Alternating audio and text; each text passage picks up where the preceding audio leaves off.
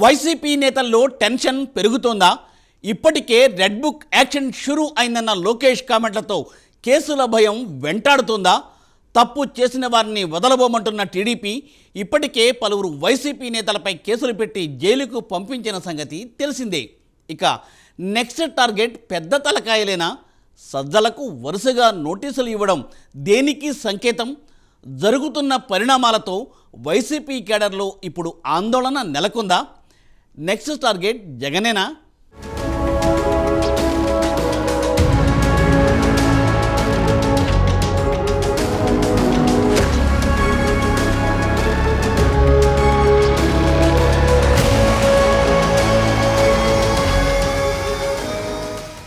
ఎప్పుడు ఎవరికి నోటీసులు వస్తాయో, ఎప్పుడు ఎవరిని జైలుకు తీసుకువెళతారో అని వైసీపీ నేతలు హడలిపోతున్నారా?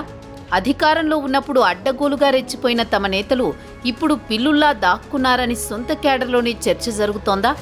తమకు కూటమి ప్రభుత్వం నుంచి ఎన్ని ఇబ్బందులు కలుగుతున్నా పట్టించుకునే నాయకుడే లేరని వైసీపీ కార్యకర్తలు తీవ్ర అసహనంతో ఉన్నారా అంటే అవునని అంటున్నారు రాజకీయ విశ్లేషకులు. ఇప్పటికే లోకేష్ రెడ్ బుక్ యాక్షన్ షురూ అయిందని ప్రకటన చేసిన సంగతి తెలిసిందే. అయితే గతంలో తెలుగుదేశం పార్టీ కేంద్ర కార్యాలయంపై, అదేవిధంగా చంద్రబాబు ఇంటిపై ఇలా అనేక కేసులు, ప్రధాన నిందితులుగా ఉన్న వారికి నోటీసులు ఇవ్వడం, కొంతమందిని జైలుకు పంపడం అందరికీ తెలిసిన విషయమే. అయితే రెడ్ బుక్ యాక్షన్ స్టార్ట్ చేశామని లోకేష్ స్వయానా ప్రకటన చేయడంతో వైసీపీ నేతలు, అదేవిధంగా గత ప్రభుత్వ హయాంలో అధికారాన్ని అడ్డం పెట్టుకుని విచ్చలవిడిగా రెచ్చిపోయిన వాళ్ళు తెగ టెన్షన్ పడిపోతున్నారట. అయితే ఇప్పటి వరకు చోటామోటా నాయకులపై మాత్రమే కేసులు, అరెస్టులు జరగడం, ఇప్పుడు ఏకంగా వైసీపీలో నిన్న మొన్నటి వరకు జగన్ తర్వాత నెంబర్ 2 పొజిషన్లో పెత్తనం చెలాయించిన సజ్జల రామకృష్ణారెడ్డికి వరుసగా నోటీసులు రావడంతో వైసీపీలో కలకలం రేగుతోంది. సజ్జల లాంటి వ్యక్తికే వరుసగా నోటీసులు వస్తుంటే ఇక తమ పరిస్థితి ఏంటో అని మిగతా నేతలు హడలిపోతున్నారట.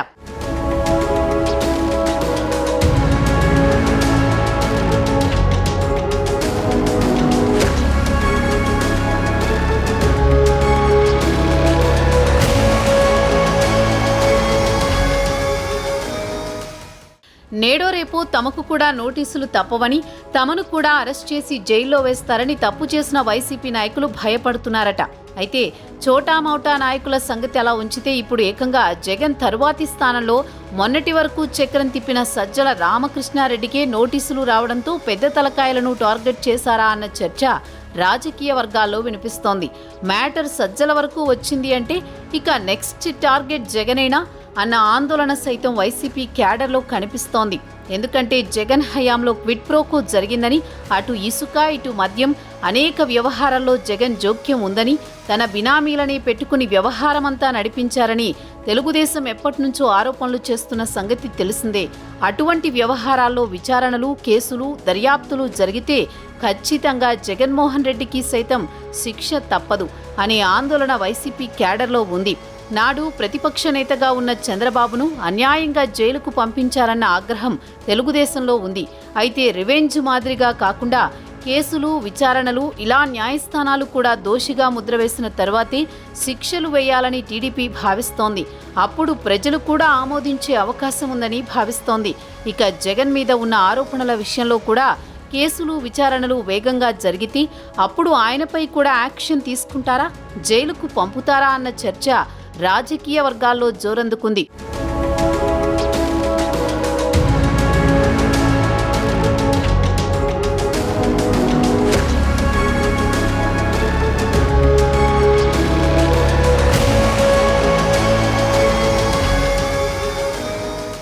వైసీపీ ముఖ్య నేత సజ్జల చిక్కుల్లో పడ్డారు. వైసీపీ హయాంలో జగన్ తరువాత కీలక అంశాల్లో అన్నీ తానే వ్యవహరించిన సజ్జలను ఇప్పుడు కేసులు చుట్టుముడుతున్నాయి. ఇప్పటికే కీలక కేసుల్లో సజ్జల ప్రమేయం పైన ఆరోపణలు ఉన్నాయి. పోలీసులు ఇప్పటికే లుకౌట్ నోటీసులు జారీ చేశారు.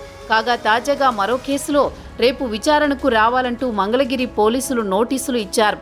తెలుగుదేశం పార్టీ ప్రధాన కార్యాలయంపై దాడి కేసులో సజ్జల రామకృష్ణారెడ్డికి మంగళగిరి రూరల్ పోలీసులు నోటీసులు జారీ చేశారు.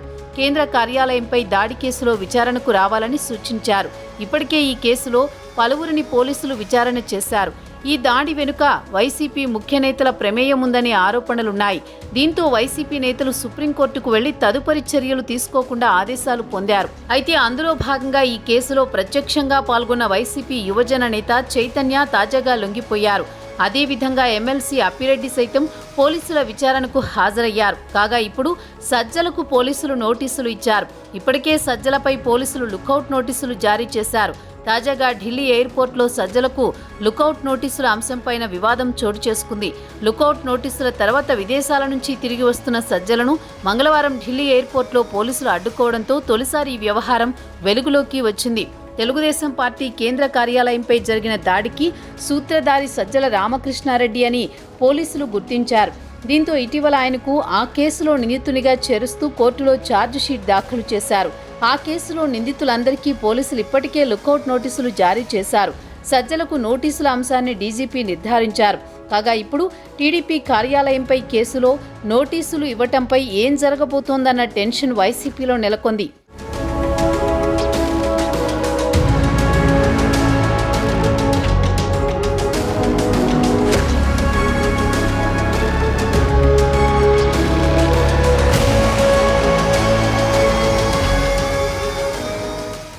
ఒకసారి అధికారం అనుభవించినప్పుడు ఆ అధికారం కోల్పోయిన తర్వాత అనేక అవినీతి ఆరోపణలు ఎదుర్కోవడం అన్నది ఆంధ్రప్రదేశ్ లాంటి రాష్ట్రాల్లో ఎప్పటినుంచో చూస్తూ ఉన్నాం. గతంలో రాష్ట్ర విభజన తర్వాత 2014 నుంచి 2019 వరకు చంద్రబాబు ముఖ్యమంత్రిగా ఉన్నప్పుడు అనేక అవకతవకలు జరిగాయని జగన్ అధికారంలోకి వచ్చిన తర్వాత ఆరోపించిన సంగతి తెలిసిందే. అయితే చంద్రబాబును మాత్రం ఆధారాలు లేకుండా అరెస్ట్ చేశారన్న ఆరోపణలు వచ్చాయి. ఇక ఇప్పుడు కూటమి ప్రభుత్వం మళ్లీ అధికారంలోకి వచ్చాక ఆధారాలు లేకుండా అరెస్టులు అన్న కాన్సెప్ట్ జోలికి వెళ్లకుండా విచారణలు జరిగాక కోర్టు సైతం తిరస్కరించిన తర్వాత మాత్రమే శిక్షలు విధించాలి అన్నట్లుగా కూటమి సర్కారు ముందుకు వెళుతున్నట్లు కనిపిస్తోంది. అయితే జగన్ హయాంలో పలానా తప్పులు జరిగాయని, అనేక అవినీతి అవకతవకలు జరిగాయని కూటమి పార్టీలోని నాయకులు ఎప్పటినుంచో విమర్శలు చేస్తున్న సంగతి తెలిసిందే. అయితే టీడీపీ నాయకులు కొందరు జగన్ హయాంలో జరిగిన అవినీతి కార్యక్రమాలను మీడియా ముఖంగా ప్రశ్నిస్తూ వస్తున్నారు. దీంతో అవినీతి చేశారు అని ఆరోపించడమేనా, లేదంటే అవి నిరూపించి శిక్షించేది ఏమైనా ఉందా అంటూ నెటిజన్లు కామెంట్లు చేస్తున్న పరిస్థితి. కాలనీ వాసులు, అమరారెడ్డి కాలనీ వాసులు ఇల్లు కట్టుకుని ఉంటుంటే మొత్తం రాత్రికి రాత్రి జేసీబీలు పెట్టి కూల్చేశాడు. ఎందుకు అంటే ఆయన పొద్దున్నే బాల్కనీలోకి వచ్చి నుంచుంటే ఆ పూరి గుడిసెల పాపం ఆయనకి చూడటానికి ఆయనకి నిజంగా కూడా చాలా అసహనంగా ఉందంట. ఆయన ఇష్టపడట్లేదంట. ఆ పొద్దున్నే లేచి ఆ పూరి గుడిసెలు చూసేదేంటి, ఆ పేదవాడి ముఖం నేను చూడాలా, నా బాల్కనీలో నుంచుంటే నాకంతా పేదవాడు అనేవాడు కనపడకూడదు అని చెప్పి మొత్తం అన్ని కూడా ఇళ్లు కూల్చేసి జగన్ ఇంటి దగ్గరలో ఉన్న 318 పేద కుటుంబాలను నట్టేట పడేశాడు, రోడ్డున పడేశాడు. ఒకటి కాదండి, 318 ఇళ్లు కూల్చేసి, అమరారెడ్డి కాలనీలో ఉన్నటువంటి 318 ఇళ్లు కూల్చేసి బ్యూటిఫికేషన్ పేరుతో, సెక్యూరిటీ పేరుతో ఇన్ని కోట్ల రూపాయలు తగలేసి 12,85,00,000 తగలేసి ఇదిగో ఈ ఇనుప కంచె, the great fencing of Tadepalli palace కట్టాడు. ఆయన మాము ఏంటి నీకు అంత అవసరం ఏమొచ్చింది, ఎందుకంత భయం నీకు అంటే, నువ్వు చేస్తున్నటువంటి ఈ దుర్మార్గపు పరిపాలన చూసి ఆగ్రహంతో నీ ఇంటి మీద రాళ్లేస్తారనుకున్నావా? అదేగా నీ భయం? నీ ఇంటిపైకి ఎవడు రాళ్లు వేసుకొడతాడో అన్న భయంతో కట్టుకున్నావు మాము. వాట్ ఈస్ దిస్ మాము? నేను పులి, సింహం సింగిల్ గా వస్తుంది అని సినిమా డైలాగులు కొడతావు కదా నీ బులుగు సైకోలతో. ప్రతి ఒక్కడు మావాడు సింహం పులి. ఏంట్రా సింహం పులి? ఇనపకంచి కట్టుకుని లోపల పిల్లిలాగా దాక్కోవటం సింహమా? ఇది సింహం యొక్క లక్షణమా? ఎరా ఏంట్రా ఇది? మీ వాడు సింహమా? ఇది చూసినాడు ఎవడైనా మీ వాడిని సింహం పులి అని ఎవడన్నా ఫీల్ అవుతాడా? పిల్లి కంటే దారుణంగా దాక్కున్నాడు కదరా.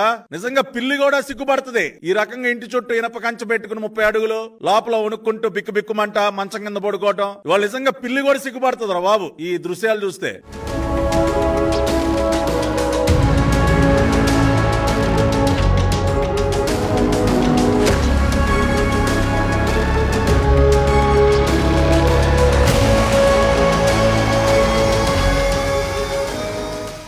తాజాగా టీడీపీ అధికార ప్రతినిధి కొమారెడ్డి పట్టాభిరామ్ టీడీపీ ప్రధాన కార్యాలయంలో మీడియా సమావేశం ఏర్పాటు చేసి జగన్ హయాంలో ప్రజాధనం దుబారా గురించి వివరించారు. తాడేపల్లి ప్యాలెస్ చుట్టూ ప్రభుత్వ ధనంతో పెద్ద ఇనుప కంచె నిర్మించుకున్నారని, దీనికోసం 12.85 కోట్లు ఖర్చు చేశారని, రైతుల పాస్ పుస్తకాలపై తన బొమ్మలు ముద్రించడానికి 13 కోట్లు, ప్రభుత్వ భవనాలకు వైసీపీ రంగులకు 3,000 కోట్లు, సర్వేరాళ్లపై తన బొమ్మల కోసం 700 కోట్లు, ఋషికొండ ప్యాలెస్ కోసం 500 కోట్లు ఖర్చు చేశారని తెలిపారు. ఇదివరకు టీడీపీ ప్రతిపక్షంలో, వైసీపీ అధికారంలో ఉండేవి కనుక అప్పుడు జగన్ ప్రభుత్వ వైఫల్యాలను, తప్పుడు నిర్ణయాలను, దుబారా ఖర్చులను ఎత్తి చూపిస్తూ టీడీపీ నేతలు విమర్శించేవారు.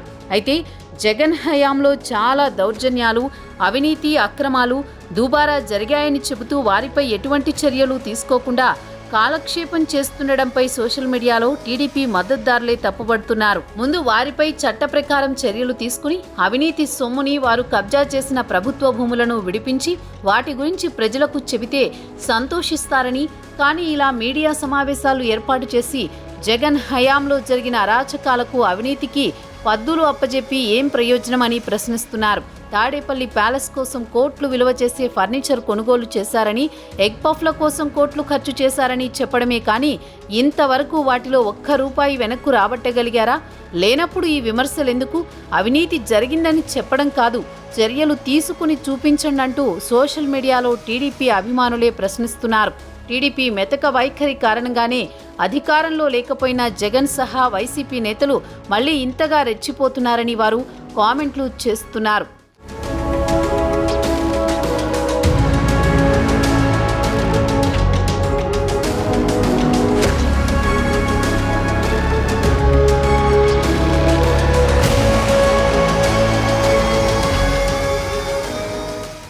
సజ్జల అంటే ఆషామాషి అయిన వ్యక్తి కాదు. వైసీపీ అధికారంలో ఉన్నప్పుడు సర్వం తానే అయి నడిపించిన వ్యక్తి. నాటి ఎమ్మెల్యేలు, మంత్రులు ఎవరైనా సరే సజ్జల చెప్పినట్లే నడుచుకునేవారు. అయితే టీడీపీ కేంద్ర కార్యాలయంపై దాడి ఘటనలో సజ్జల ప్రమేయం కనుక ఉంటే ఆయనకు ఇప్పుడు శిక్ష తప్పదని ప్రత్యేకంగా చెప్పనక్కర్లేదు. అసలే ఈ కేసును సిఐడికి బదిలీ చేసింది కూటమి సర్కారు. విచారణలో ఏమీ తేలుతుందో తెలియదు కానీ వైసీపీ శిబిరంలో మాత్రం ఇప్పుడు టెన్షన్ వాతావరణం కనిపిస్తోంది. అసలు టీడీపీ కేంద్ర కార్యాలయంపై దాడి వెనుక అసలు ఏం జరిగింది? ఇందుకు పథక రచన చేసింది ఎవరు? దీని వెనుక ఉన్న పెద్ద తలకాయలు ఎవరు అన్న విషయాలు సిఐడి తేల్చుతుందా అన్నది సర్వత్రా ఉత్కంఠగా మారిపోయింది.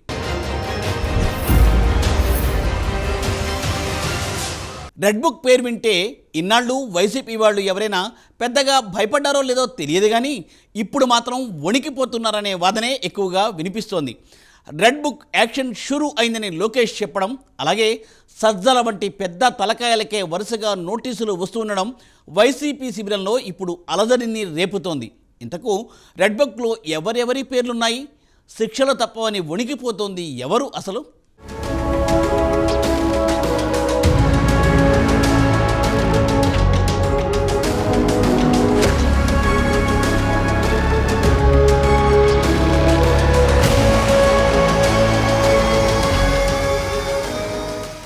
మంగళగిరిలోని టీడీపీ కేంద్ర కార్యాలయంపై దాడి కేసులో విచారణకు రావాలని సజ్జల రామకృష్ణారెడ్డికి మంగళగిరి రూరల్ పోలీసులు నోటీసులు జారీ చేశారు. వైసీపీ అధికారంలో ఉన్న సమయంలో 2021 అక్టోబర్ 19న టీడీపీ కేంద్ర కార్యాలయంపై దాడి జరిగిన సంగతి తెలిసిందే.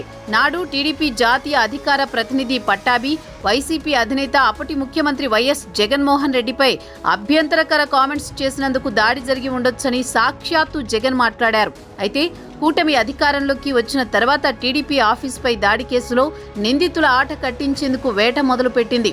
ఇందులో భాగంగా బాపట్ల మాజీ ఎంపీ నందిగం సురేష్ను అరెస్ట్ చేసిన సంగతి తెలిసిందే. ఇదే కేసులో మాజీ మంత్రి జోగి రమేష్, ఎమ్మెల్సీ లేళ్ల అప్పిరెడ్డి, ఆ పార్టీ విజయవాడ నాయకుడు దేవినేని అవినాష్ తదితరులు ఈ కేసులో విచారణ ఎదుర్కొంటున్నారు. తాజాగా విచారణ కోసం రావాలంటూ సజ్జలకు నోటీసులు ఇవ్వడం ప్రాధాన్యం సంతరించుకుంది. ఏదో ఒక కేసులో వైసీపీ ముఖ్య నాయకుల్ని అరెస్ట్ చేయాలనే పట్టుదలతో టీడీపీ ఉందని వైసీపీ ఆరోపిస్తోంది. అయితే కోర్టును ఆశ్రయిస్తూ వైసీపీ నాయకులు అరెస్టు నుంచి తప్పించుకుంటున్నారు. ఇక దీనిపై సజ్జల స్పందించారు. ఏపీలో అసలు ప్రభుత్వం ఉందా? అరాచకానికి హద్దు లేదా అంటూ సజ్జల నిప్పులు చెరిగారు. అధికారం ఉందని తప్పుడు కేసులు పెడుతున్నారు. దానిపై మేము కోర్టుకు వెళతాం. లుకౌట్ నోటీసుల పేరుతో హడావుడి చేస్తున్నారు.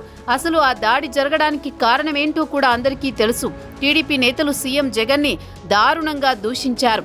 చేతిలో అధికారం ఉందని ఎలాగైనా నోటీసులు ఇస్తారా? దీన్ని బరితెగింపు అనాలా, పొగరు అనాలా, ఇంకేమైనా అనాలా? అసలు రాష్ట్రంలో ప్రజాపాలన నడుస్తోందా అంటూ సజ్జల విరుచుకుపడ్డారు. పార్టీలో యాక్టివ్గా ఉన్న వారందరినీ టార్గెట్ చేసి భయపెట్టాలని చూస్తున్నారని, కోర్టులో న్యాయ పోరాటం చేస్తామని సజ్జల రామకృష్ణారెడ్డి స్పష్టం చేశారు. ఏ రకంగా అంటున్నారో నాకు అర్థం కావట్లేదు. పరారు కానివ్వము, ఎవడు పోతాడా? ఎందుకు పోతారు? మీలాగా చంద్రబాబు దీన్ని బయటపడుతుంది నోటీసులు ఇవ్వని పెండ్యాల శ్రీనివాస్ అనే అతను ఇంకోరు పరారైనారు. అట్లా ఎందుకు పరారు అవుతాము? ఏమైనా తప్పులు చేసింటే కదా. తప్పులు ఏమైనా జరిగింటే మీరు తప్పుడు కేసు పెట్టారు, అవి ఎలాగో న్యాయస్థానంలో ప్రూవ్ అవుతుంది. తప్పుడు సాక్ష్యాలు కూడా క్రియేట్ చేయొచ్చు, పేర్లు రాయించవచ్చు, ఏమంటారు బలవంతం చేసి వాంగ్మూలాలు తీసుకోవచ్చు. కానీ అల్టిమేట్ న్యాయస్థానాలు ఉన్నాయి కదా, పోతాం. వీఆర్ నాట్ మీలాగా అప్పుడు కేసులుండి పెడితేనే గగ్గోలు చేసేసి మొత్తం అంతా చంద్రబాబు గారి మీద పెట్టినప్పుడు, అంతకుముందు అచ్చెన్నాయుడు వాళ్ళందరి మీద ఇష్యూస్ ఉన్నాయి. అచ్చెన్నాయుడు గారిని అరెస్ట్ చేశారన్నా, దులిపల్లి నరేంద్ర గారిని అరెస్ట్ చేశారన్నా, ఇంకా ఎవరైనా చేశారంటే వాళ్ళ మీద కేసులు, ఒక ఇన్వెస్టిగేషను చంద్రబాబు నాయుడు గారిని చేసిన ఒక ఇన్వెస్టిగేషను ప్రాసెస్ నడిచింది. ఇక్కడ మీరు చేస్తున్నది ఏంటి? తెలుగుదేశం పార్టీ ఆఫీస్ మీద ఇప్పుడు 21 ఎప్పుడో జరిగింది కేసు, ఆల్మోస్ట్ క్లోజ్ అయిపోయిన కేసు అది. దాని ఇన్సిడెంట్ ఎందుకు జరిగింది అనేది ప్రపంచం అంతా తెలుసు. మీ నాయకుడు కూడా బండబూతులు తిరిగితే ముఖ్యమంత్రి గారిని ఆవేశంలో పోయారు, ఎవరు ధర్నా చేయబోయారు, అక్కడ వాళ్ళు రెచ్చగొట్టడంతోనూ ఇంకో రకంగానూ మొత్తం మీద గొడవ జరిగింది. దాన్ని పట్టుకొని ఇప్పుడు మళ్ళీ ఫ్రెష్గా కేసు పెట్టి ఎక్కడి వరకు రావాలనుకుంటున్నారు?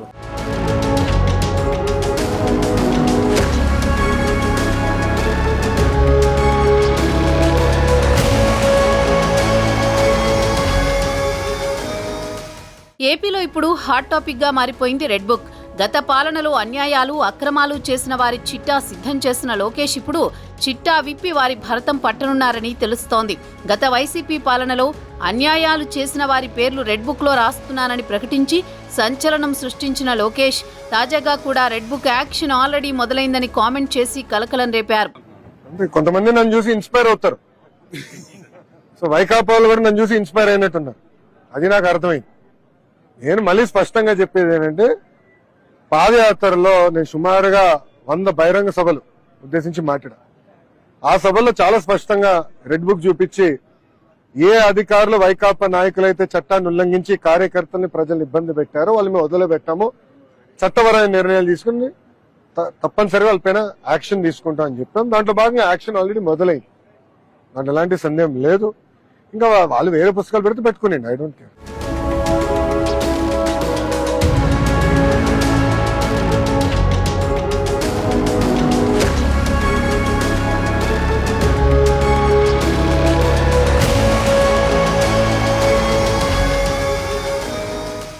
వైసీపీ పాలనలో అన్యాయాలు, అక్రమాలు చేసిన అధికార పార్టీ నేతలకు వంతపాడిన అధికారుల పేర్లు రెడ్ బుక్లో రాసుకున్నానని లోకేష్ ప్రకటించి సంచలనం సృష్టించిన సంగతి తెలిసిందే. అయితే అధికారంలోకి వచ్చి 4 నెలలు దాటినా లోకేష్ సైతం రెడ్ బుక్ గురించి మర్చిపోయారు. దీనిపై విమర్శలు కూడా వచ్చాయి. అధికారంలోకి వచ్చినా ఎవరి మీద చర్యలు తీసుకోలేదని సొంత పార్టీలోనే గుసగుసలు వినిపించాయి. తాజాగా ఏపీలో రెడ్ బుక్ పాలన సాగుతోందని ప్రతిపక్ష నేత జగన్ అనడంతో మరోసారి రెడ్ బుక్ ప్రస్తావన వచ్చింది. దీనికి లోకేష్ సైతం బాగానే రియాక్ట్ అవుతున్నారు. ఇప్పటికే రెడ్ బుక్ యాక్షన్ మొదలైందని, తప్పు చేసిన ఏ అధికారిని, నేతలను వదిలిపెట్టేదే లేదని లోకేష్ ప్రకటించారు. ఎవరైతే చట్టాన్ని ఉల్లంఘించారో వారికి శిక్ష తప్పదని గతంలో తాను చెప్పిన మాటకు కట్టుబడి ఉన్నానని మంత్రి నారా లోకేష్ మరోసారి గుర్తు చేశారు. దీంతో రెడ్ బుక్లో నమోదైన వారి పేర్లపై లోకేష్ దృష్టి సారించారని ఆ పార్టీ శ్రేణులు చెబుతున్నాయి. ఇక అక్రమార్కుల గుండెల్లో రైళ్లు పరిగెత్తుతాయని టీడీపీ నేతలంటున్నారు.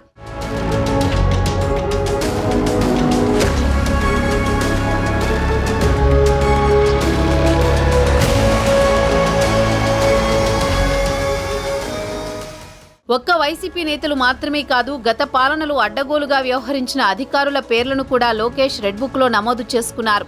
జగన్ ప్రభుత్వంలో ఐపీసీ చట్టం స్థానంలో వైసీపీ చట్టాన్ని అమలు చేశారని ఆరోపణలు ఎదుర్కొంటున్న అధికారులకు నారా లోకేష్ రెడ్ బుక్ నిద్ర పట్టనీయడం లేదు. ఇంతకు లోకేష్ రెడ్ బుక్లో ఎవరి పేర్లు ఉన్నాయి, యాక్షన్ ఎలా ఉంటుంది అన్న ఆందోళనే ఎక్కువ మందిలో కనిపిస్తోంది. పగ ప్రతీకారాలకు తావులేని పాలన అందిస్తామని చెబుతున్న ప్రభుత్వం తప్పు చేసిన వారు శిక్ష అనుభవించాల్సిందేనని వార్నింగులు ఇస్తుండటంతో కొందరు అధికారులు కంటి మీద కునుకు లేకుండా గడుపుతున్నారట. లోకేష్ రెడ్ బుక్ అంటేనే అధికారులు ఉలిక్కి పడుతున్నారు. ముఖ్యంగా పోలీస్ శాఖలో మంత్రి లోకేష్ రెడ్ బుక్ వ్యవహారం కలకలం రేపుతోంది. గత ప్రభుత్వంలో ఏకపక్షంగా వ్యవహరించిన అధికారులు, అవినీతి అక్రమాలకు పాల్పడిన వారు, తప్పుడు కేసులు పెట్టారని కొందరు పోలీసులపై టీడీపీ ఆరోపణలు చేస్తోంది. ఇలా అడ్డగోలుగా వ్యవహరించిన వారి పేర్లను రెడ్ బుక్లో నమోదు చేసినట్లు తన పాదయాత్రలో చెప్పేవారు మంత్రి లోకేష్. మంత్రి లోకేష్ చేపట్టిన యువగలం పాదయాత్రలో రెడ్ బుక్లో పేర్లు నమోదు చేయడం ప్రారంభమైంది.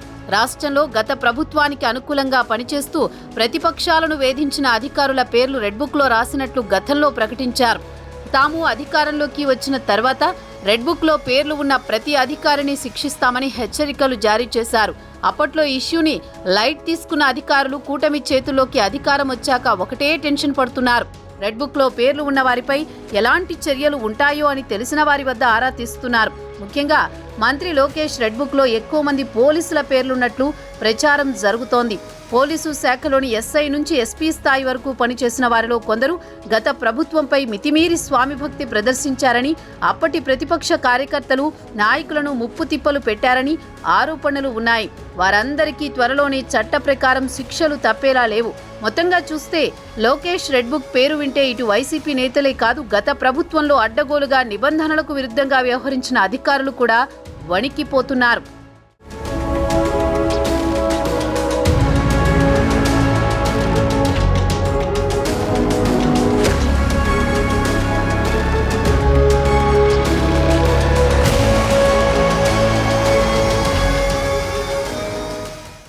వాళ్ళు అధికారంలో ఉన్నప్పుడు వీళ్ళు అధికారంలో ఉన్నప్పుడు వాళ్ళు అవినీతి ఆరోపణలు చేసుకోవడం అన్నది అనాదిగా వస్తున్నదే.